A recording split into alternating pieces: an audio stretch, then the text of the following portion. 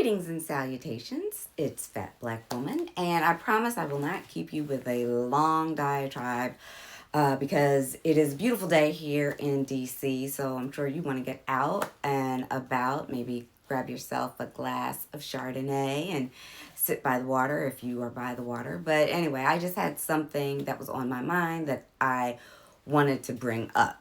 I don't know if it was on TikTok or on Instagram or wherever it is, but someone was posting about, or there were several posts about um, certain celebrities who were not black. And I was a little confused, and I've been hearing this a lot, and I was confused about how are they not black? Are we saying that they're not black because they were not born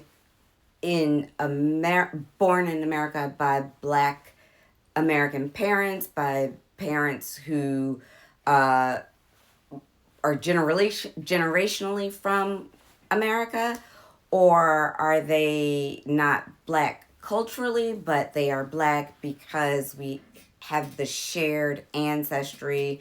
They're either Afro Caribbean, Afro Latino, Afro South American, African American, as the result of the transatlantic slave trade, and we just don't recognize them as black Americans, meaning black Americans of the United States of America. And what was troubling to me is that I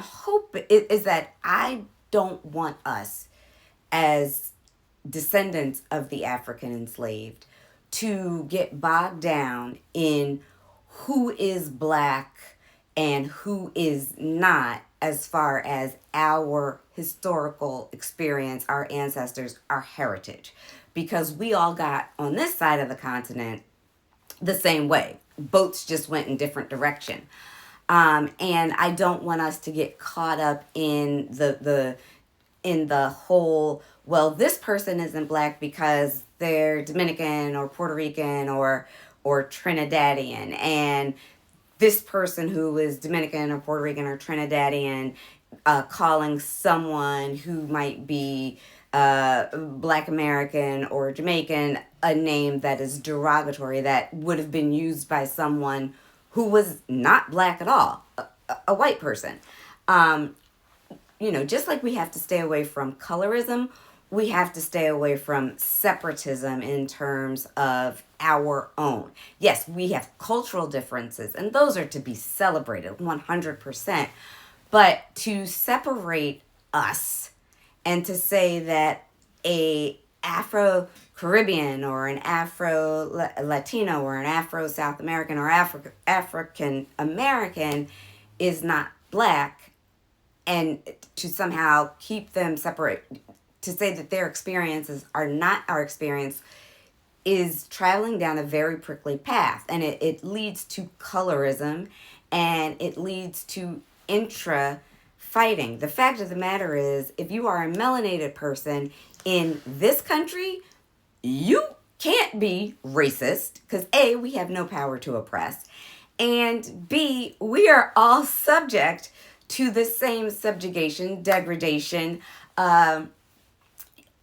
uncivilized treatment that has been oppressed upon us since 1619, if not before, when the first boat landed over here. So to allow ourselves to get bogged down on this silliness that has been conjured up by those whose main objective was to make us feel bad, to tear us down, and then force us to tear one another down, is counterproductive to what it is that we have to do today, because we see what this administration is doing to us, to the Latinos, our brothers and sisters, the Afro-Latinos, because they look like us, and eventually to us, the black people. They've got an agenda, whether you've read it or not, whether you believe it or not. There is an agenda.